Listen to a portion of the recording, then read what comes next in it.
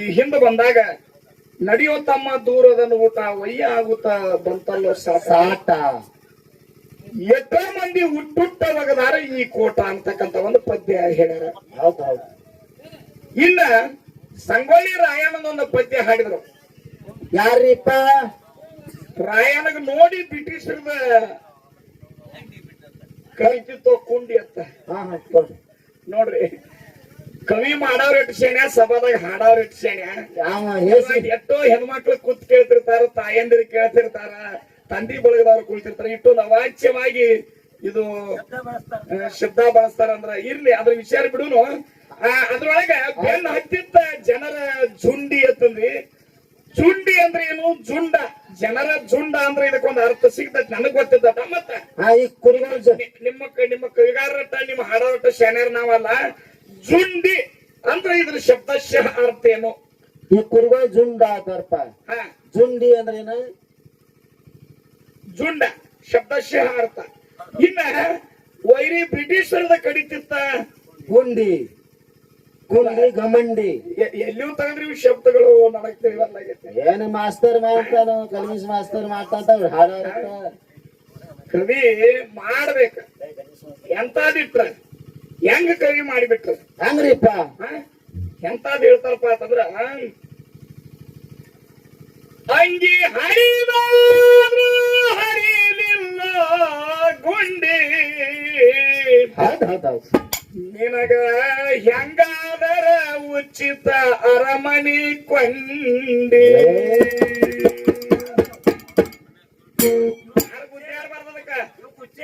ಹೂವಿನ ಹಾರಿನ ಪೆಂಡಿ, ಹೋಗಾಗ ಅಕ್ಕಿನ ಬೆಂಡಿ, ಎಷ್ಟು ಮುರಿಯಾಕತ್ತರಿ. ಅವ್ ಡಗ್ಗಾದ ಎಷ್ಟು ಮಣಬ್ಯಾಡಕತ್ತಾನ.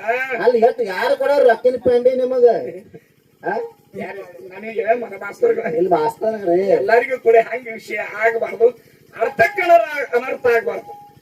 ನನಗ ನೀವು ಮಹಾರಾಷ್ಟ್ರದಿಂದ ಕನ್ನಡ ಬೆಳೆಸಾಕತ್ತೀರಪ್ಪ ಅಂದ್ರೆ ನಿಮಗೆ ಅಭಿಮಾನ ಐತಿ, ನಿಮಗೆ ಅಭಿನಂದನೆ ಸಲ್ಲಿಸ್ತಾನೆ. ಖರೆ ನೀವು ಕುತ್ಕೊಂಡ ನೀವು ಹಾಡ್ತಕ್ಕಂತ ಕನ್ನಡ ಪದ್ಯದಾಗ ಇಂಥವ್ರು ಹಿಂಗ ಬರೀತಾರಪ್ಪ ಅಂದ್ರೆ ಇರ್ಲಿ, ಅದು ಯಾವಾಗ ಸಿಗ್ತಾರ ಅವಾಗ ಮಾತಾಡೋಣ. ಅದ್ರ ಮುಂದಿನ ವಿಷಯ ಅದನ್ನ ಅವ್ರು ಸಿಕ್ಕಾಗ ಮಾತಾಡಕ್ ಬರ್ತೈತಿ. ಇನ್ನ ಟೈಮ್ ಐತಿ ತಿದ್ಕೊ ಅಂತ ಹೇಳ್ರಿ. ಯಾಕೋ ನಿಂಗಪ್ಪ ಮಸ್ತಾರ ಹಿಂಗ ಅಂದಾನತ್ ಅವ್ರಿಗೆ ಸುದ್ದಿ ಮುಟ್ಟಿಸ್ರಿ. ಇನ್ನೊಂದು ಟೈಮ್ ಐತಿ, ಹೊರಗೆ ಬಿಡ್ಬೇಡತ್ತಂದ್ರಲ್ಲ ಯೂಟ್ಯೂಬ್ ಅವ್ರು ಬಿಡ್ಬೇಡ್ರಿಪ್ಪ. ಇಲ್ಲ, ಇವ್ರಿಗೆ ಹೋಗ್ಲಾರ್ದಂಗ್ ಬಿಡ್ರಿ. ಕರೆ ಅದ ವಿಷಯ ಹಂಗ ಹೊರಗೆ ಬರಬೇಕಾದ್ರ ಮೊದಲು ಮುಂಚಿತಾಗಿರ್ಬೇಕು. ಬಿಟ್ಟೇ ಇಲ್ಲ ಪದಗಳು ಸಾರಾ ಸಗಟವಾಗಿ ಕೆಲವೊಂದು ಪದಗಳು ಅದಾವ. ಅದು ಹೈನಾಳು ಚಂದ್ರಾಮೂರ್ತ್ಯ, ಜವರು ಚನ್ನಬಸಪ್ಪ ಗೌಡ್ರು, ಈಗ ಅಂದೇವಾಡಿ ಕವಿ ಗೈಬೀಶ ಅವರು, ಕೊಂಕಣಗೈ ಯಲ್ಲಾಪ್ ಮುತ್ಯ, ಮನ್ಮೀಯ ಪೂಜ್ಯ ಮದಗೊಂಡ ಮಹಾರಾಜರು, ಇಂಥವ್ರೆಲ್ಲ ಪದ್ಯ ಮಾಡೋದ್ರೊಳಗ ಎಲ್ಲಿಯಾದ್ರೂ ಒಂದು ತುಸು ಕಸರು ಅಂತಕ್ಕಂಥದ್ದು ಸಿಕ್ಕಿತಪ್ಪ ಅಂದ್ರ ಅವ್ರು ಯಾರು ಇಲ್ಲಿ ತನ ನಿಮ್ಮ ನಾಲಿಗೆ ಮೇಲೆ ಉಳಿತಿದ್ದಿಲ್ಲ, ಹೆಸರು ಉಳಿತಿದ್ದಿಲ್ಲ. ಹೌದು, ಅವ್ರು ಯಾರು ನಿಮ್ಮ ನಾಲಿಗೆ ಮೇಲೆ ಉಳಿತಿದ್ದಿಲ್ಲ. ಮಾತಾಡ್ತ ಮಾಡ್ಕೊ ಲಕ್ಷ್ಮಣ, ಎಲ್ಲಿ ಉಳಿತಿದ್ರು? ನಿಮ್ಮ ಹಲ್ಲಾಗ ಉಳಿತಿದ್ರು ಅವ್ರು. ಅವ್ನು ಏನ್ ಬರ್ದ ನೋಡು, ಕುಂಡಿ ಮಂಡಿ ಅಂತ ಗೊತ್ತಪ್ಪ, ಹಿಂಗ ಮಾತಾಡ್ತಿದ್ರು.